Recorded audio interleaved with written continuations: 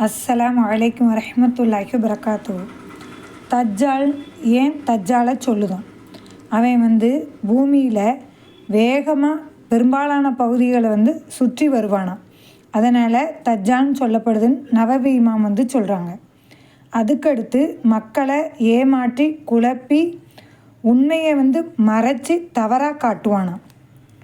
தஜ்ஜால் அப்படிங்கிறது தஜலை, அதுக்கு அர்த்தம் என்னலான்னு பாருங்கள். இந்த தஜலங்கிற வார்த்தைக்கு மூடி வைத்தல், மறைத்தல், கலக்குதல், குழப்புதல், ஏமாற்றுதல், மாயை செய்தல், பொய் பேசுதல், மாயை செய்தல், இந்த வார்த்தையை கணக்கு பண்ணி வச்சுக்கோங்க.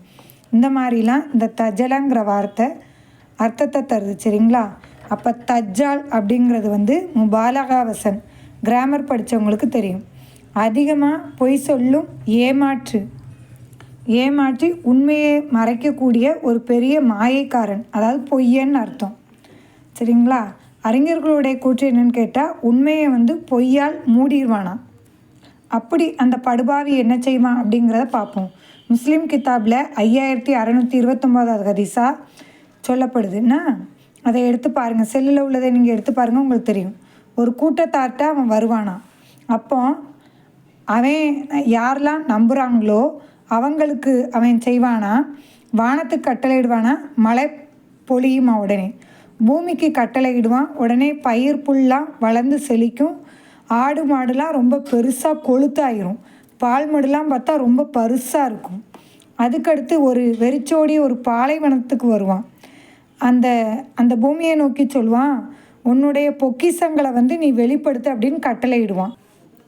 உடனே அந்த பூமி பொக்கிஷங்களை வெளிப்படுத்தும். தங்கம் வெள்ளிலாம் வெளியே வரும். இந்த தங்கம் வெள்ளிலாம் என்ன தெரியுமா செய்யும்? அதான் பெரிய விஷயம். தேனி கூட்டம் மாதிரி அந்த புதையெல்லாம் அவன் பின்னாடியே பின்தொடர்ந்து செல்லுமா. அதுக்கடுத்து என்ன பண்ணுவான் அப்படின்னு கேட்டால், ஒரு இளைஞனை கொன்று மறுபடி உயிரோடு எழுப்புவான். இது எல்லாமே மாயை, இது எல்லாமே ஒரிஜினல் கிடையாது, மாயை, சரிங்களா? நபி ஸல்லல்லாஹு அலைஹி வஸல்லம் சொல்கிறாங்க, காப்சூராவில் உள்ள 10 ஆயத்தை ஓதணுமா. அவனை பார்க்கக்கூடியவங்க அதை ஓதணும்னு சொல்கிறாங்க. நம்மளும் என்ன செய்வோம் அப்படின்னா, தஜ்ஜாலுடைய குழப்பத்தை விட்டு பாதுகாப்படுறதுக்கு ஒவ்வொரு அத்தஹியாத்து, அந்த சலவாத்துக்கு அப்புறம் அத்தஹியாத்துக்கு அடுத்து அந்த துவா நம்ம ஓதக்கூடியவங்களாக இருக்கணும், தஜ்ஜாலை விட்டு பாதுகாப்புக்கு. அதேமாதிரி காப்சூராவில் உள்ள 10 ஆயத்தை மறக்காமல் நம்ம ஓதுவோம். அஸ்ஸலாமு அலைக்கும் வரஹ்மத்துல்லாஹி வபரகாத்துஹு.